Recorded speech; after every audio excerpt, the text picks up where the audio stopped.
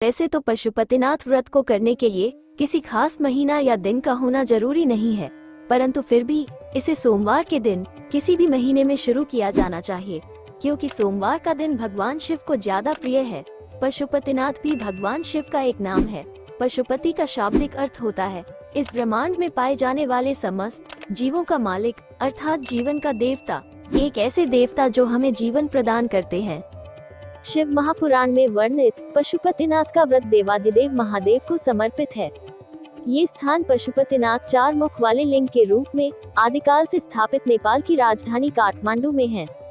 भगवान शिव का ये स्वरूप प्राणियों की किसी भी मनोकामना को पूर्ण करने की क्षमता रखता है।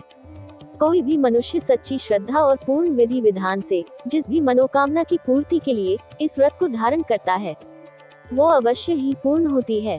पशुपति व्रत को करना ज्यादा कठिन नहीं है और न ही इसे रखने के लिए किसी विशेष मुहूर्त की आवश्यकता होती है। बस शर्त केवल इतना ही है कि आपके द्वारा किया गया पशुपति व्रत शास्त्रों में वर्णित विधि विधान से किया गया हो। आज कई लोग अपने अपने ढंग से पशुपति व्रत की विधि और नियम का वर्णन कर इसे जटिल बनाने में लगे हैं, जिसका शास्त्रों में कहीं वर्णन नहीं मिलता है। अब हम इस वीडियो के माध्यम से पशुपति व्रत के नियम तथा पशुपति व्रत की विधि को जानेंगे, जो कि अत्यंत सरल है और शिव महापुराण जो गीता प्रेस गोरखपुर से प्रकाशित है में वर्णित है। आप भी अपनी मनोकामना को पूर्ण करने के लिए पशुपति व्रत को कम से कम एक बार जरूर करें। महादेव आपकी भी मनोकामना अवश्य पूर्ण करेंगे। पशुपति व्रत कब करना चाहिए?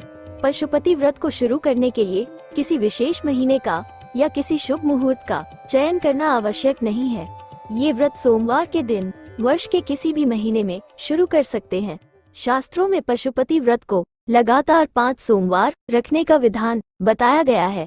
5वें सोमवार को इस व्रत का उद्यापन किया जाता है। एक पशुपति व्रत को पूर्ण करने के बाद अगर आप दोबारा से इस व्रत को धारण करना चाहते हैं तो 1-2 सोमवार छोड़कर व्रत को पुनः शुरू कर सकते हैं। पशुपति व्रत की पूजा की सामग्री। पशुपति व्रत भगवान शिव को प्रसन्न करने के लिए किया जाने वाला व्रत है, अतः इस व्रत में वो सामग्री ही प्रयोग में लाते हैं जिसे हम शिवलिंग पे अर्पित कर सके। हमारे शास्त्रों में कई ऐसी सामग्रियों का वर्णन किया गया है जो भगवान शिव को अति प्रिय है। बस इतना ध्यान रखें कि जिस भी सामग्री से आपने सुबह का पूजन किया है, थाल में बचे हुए उन्हीं सामग्री से ही शाम के पूजन करने का विधान है। स्क्रीन पर पशुपति व्रत में लगने वाली पूजा की सामग्री दी हुई है, इसका आप स्क्रीनशॉट लेकर रख लें। इनमें से जो भी सामग्री यथाशक्ति आपके पास आसानी से उपलब्ध हो जाए, आप उसी का प्रयोग करें। ये कतई जरूरी नहीं है कि स्क्रीन पर दिए गए प्रत्येक सामग्री आपके पास हो।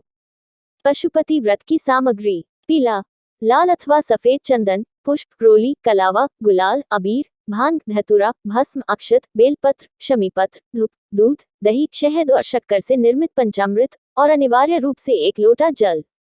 शाम की पूजन के लिए 6 दीपक और भगवान शिव को भोग लगाने के लिए कुछ मीठा प्रसाद सभी के लिए आवश्यक है। पशुपति व्रत के नियम। गीता प्रेस गोरखपुर से प्रकाशित शिव महापुराण में कुछ ऐसे नियम बताए गए हैं जिसे पशुपति व्रत को धारण करने के पहले जान लेना आवश्यक हो जाता है। इन नियमों की अनदेखी करके आप इसके पूर्ण फल को प्राप्त नहीं कर सकते हैं।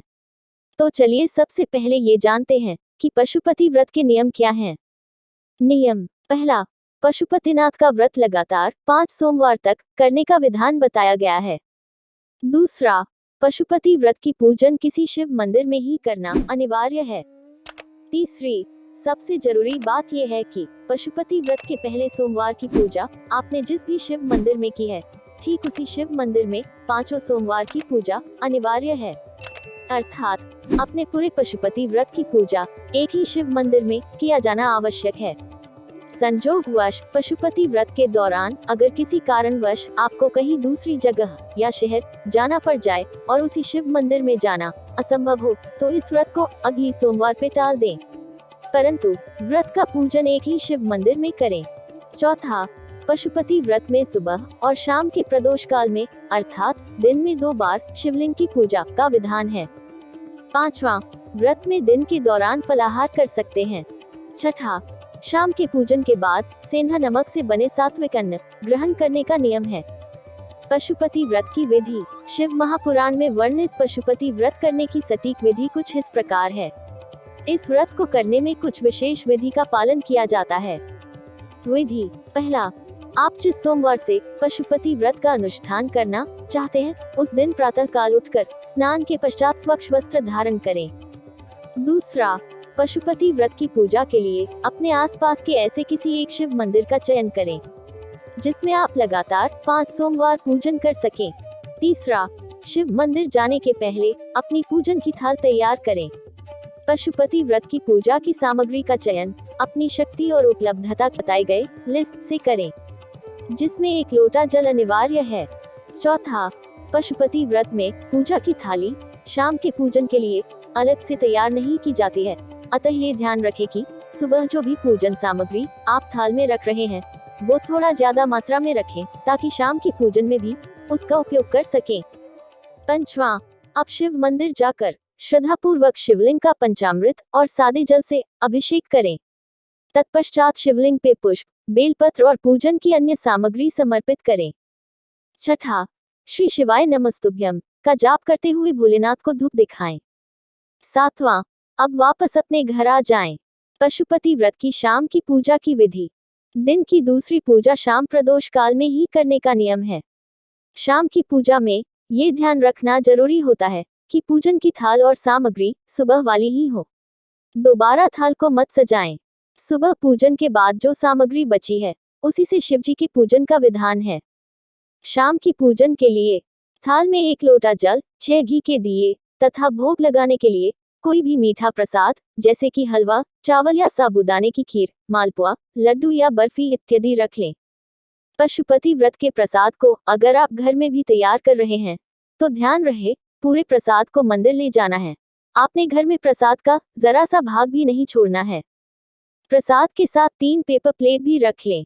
अब शिव मंदिर आकर सर्वप्रथम शिवलिंग पे जल समर्पित करें। अगर मंदिर में शाम के समय जलाभिषेक करने की मनाही हो तो फूल से जल का छींटा लगा दें। तत्पश्चात शिव जी का शेष बचे सामग्रियों से श्रृंगार करें। थाल में लाए 6 घी के दिए को शिवलिंग के सामने रखें। अब अपनी मनोकामना बाबा को कहते हुए बारी बारी से 5 दिए को प्रज्वलित करें। अब 6वें दिए को बिना जलाए वापस थाल में रख लें। तत्पश्चात थाल में लाए गए पूरे प्रसाद को शिवलिंग के समक्ष रखें। अब इस प्रसाद को 3 बराबर हिस्से में बांट दें। 2 हिस्सा शिवलिंग को समर्पित कर दें तथा एक बचे हुए हिस्से को वापस थाल में रख दें। श्री शिवाय नमस्तुभ्यम का जाप कर अपनी मनोकामना शिवजी से बोलें। अब वापस अपने घर के लिए निकलें। घर के मुख्य दरवाजे के सामने बाहर ही बैठ जाएं। अब जो एक दिया आपके थाल में वापस आया है उसे अपनी मनोकामना बोलते हुए प्रज्वलित करें। अब इस दीपक को अपने दाहिने तरफ रख दें। तत्पश्चात घर में प्रवेश करें।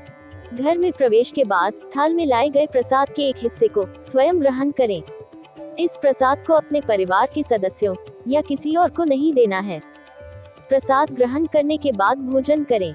इस तरह पूजन करने के बाद आपके पशुपति व्रत के पहली सोमवार का व्रत पूरा होता है।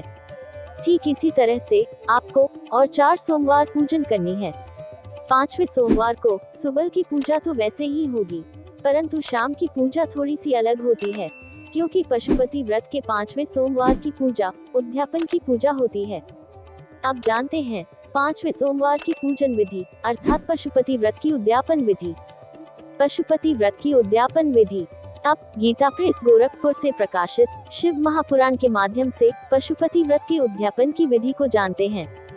5वें सोमवार को सुबह की पूजा उसी तरह से होगी जैसा आपने बाकी सभी सोमवार को की थी, परंतु शाम की पूजा में 2-3 बातों का विशेष ध्यान रखना होता है। 5वें सोमवार की पूजा के लिए अतिरिक्त जरूरी सामग्री: 1 पानी वाले श्रीफल अर्थात नारियल। शिवजी को समर्पित करने के लिए एक ही तरह के 108 पुष्प या पुष्प की 108 पंखुड़ियां या 108 बिल्व पत्र या फिर अक्षत या मखाने या हरा मूंग के 108 दाने। अलावा 5वें सोमवार की पूजा विधि: शाम की पूजन के लिए जो नारियल आपने बाजार से लाया है उस पर मौली या कलावा को 5 से 7 बार लपेट दें।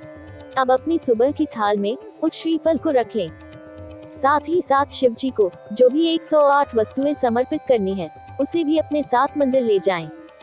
पहले की तरह ही 1 लोटा जल, प्रसाद, 6 दीपक और 3 पेपर प्लेट भी रख लें। मंदिर पहुंचकर शिवजी को जल समर्पित करें। तत्पश्चात सुबह की बची हुई सामग्री से शिवजी का श्रृंगार करें। अब घर से लाए गए पूरे प्रसाद को शिवलिंग के समक्ष रखें। उसके 3 बराबर बराबर हिस्से करें। 2 हिस्सा वहीं छोड़ दें तथा 1 हिस्सा वापस थल में रख लें।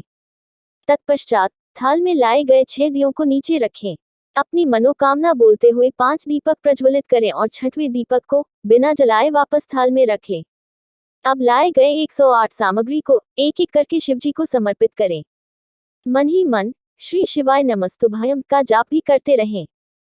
जब ये 108 सामग्री शिवजी को समर्पित कर लें तो लाए गए नारियल को शिवजी को स्पर्श कराकर नीचे रख दें। ध्यान रहे, नारियल को शिवलिंग की जलधारी पे मत रखें। नारियल चढ़ाते समय उसके ऊपर 11 रुपए भी दक्षिणा स्वरूप रख दें। शिवजी को नमन कर अब अपने घर को लौट जाएं। घर में मुख्य दरवाजे के सामने बैठकर मनोकामना बोलते हुए थाल में बचे उस 1 दीपक को जलाएं तथा उसे अपनी दाहिनी तरफ रख दें। अब घर में प्रवेश करें। प्रवेश करने के बाद भोजन करने के पहले उस प्रसाद को ग्रहण करना जरूरी होता है। इस तरह आपका पशुपति व्रत पूर्ण होता है। मासिक धर्म में पशुपति व्रत कैसे करें? कई महिलाओं के मन में प्रश्न जरूर उठा होगा कि अगर पशुपति व्रत शुरू कर लिया हो और किसी सोमवार के दिन अगर मासिक धर्म अर्थात पीरियड आ जाए तो इस स्थिति में क्या व्रत मान्य होगा या वो खंडित हो जाएगा? घबराने जैसी कोई बात नहीं है। अगर पशुपति व्रत के बीच में मासिक धर्म आ जाए तो उस स्थिति में आप पूरे दिन व्रत का पालन करना अनिवार्य है, अर्थात पूरे दिन फलाहार करें और रात्रि में सात्विक भोजन करें। परंतु इस दिन शिवजी का पूजन मत करें। इस दिन का व्रत 5 सोमवार के व्रत की गिनती में मान्य नहीं होगा। इस दिन के व्रत को अगले सोमवार के लिए टाल दें। इस तरह से आप पशुपति व्रत को पूरा कर सकते। ऐसी ही और वीडियोस देखने के लिए हमारे चैनल को सब्सक्राइब करें।